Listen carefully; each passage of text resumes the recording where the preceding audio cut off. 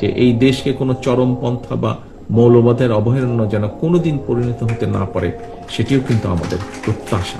আমাদের সঙ্গে মৌলবাদের কোনো সম্পর্ক নেই, আমরা ধর্মান্ধতায় বিশ্বাস করি।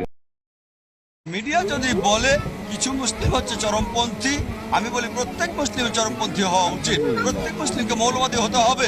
যদি মৌলবাদী না হন, আপনি ভালো মুসলিম হতে পারবেন না। আমরা ধর্মের সত্য কথা প্রচার করি, যেটা দেশের ভালো, জনগণের ভালো, সেটা উপস্থাপন করি। আমাদেরকে বলে ধর্ম ব্যবসায়ী, এজন্য আমাদেরকে বলে মৌলবাদ। আমার প্রিয় ভাইরা, যারা ইসলামের কথা বলে, যারা কোরআনের কথা বলে, এরা ধর্ম ব্যবসায়ী নয়। ইসলাম কিভাবে গ্রহণ করতে হবে বলুন? ইন্না সালাতি ওয়া নুসুকি ওয়া মাহইয়ায়া ওয়া মামাতি লিল্লাহি রাব্বিল আলামিন। আমার সব কিছু যদি আল্লাহর জন্য নিবেদন করি, তাহলে সেটা হবে ইসলাম, সেটা হবে আত্মসমর্পণ। আর আত্মসমর্পণ তখন হবে যখন আপনার অর্থ, আপনার সম্পদ, আপনার আচার আচরণ, আপনার কায় কারবার, আপনার ব্যবসা বাণিজ্য, আপনার চাকরি বাকরি, আপনার উঠা বসা, আপনার কাউকে ভালোবাসা, কাউকে শত্রুতা করা, এই সব কিছু হবে এই কোরআনের আলোকে এবং হাদিসের আলোকে। এই পরিপূর্ণ দাখিল হওয়া ছাড়া মুসলমান হওয়া যাবে। এখন এই টাইপের মুসলমান হইতে গেলে অনেকে বলবে মৌলবাদী মুসলমান।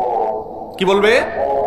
মৌলবাদী মুসলমান। হ্যাঁ, যদি এটার নাম মৌলবাদী মুসলমান হয় তাহলে তাই। কারণ মৌলবাদী মানে হলো মূলবাদী, মূলে বিশ্বাসী, যে আমার সবকিছুতে গোড়ায় যেতে হবে, কোরআনে যেতে হবে। যারা মূলে বিশ্বাসী না, তারা তো আগে আগে বেসে চলে।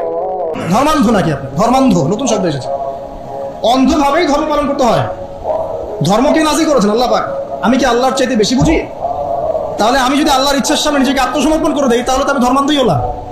তো সমস্যা কোথায়? ধর্মান্ধ না হলে আপনি ইসলাম পালন করবেন কেন?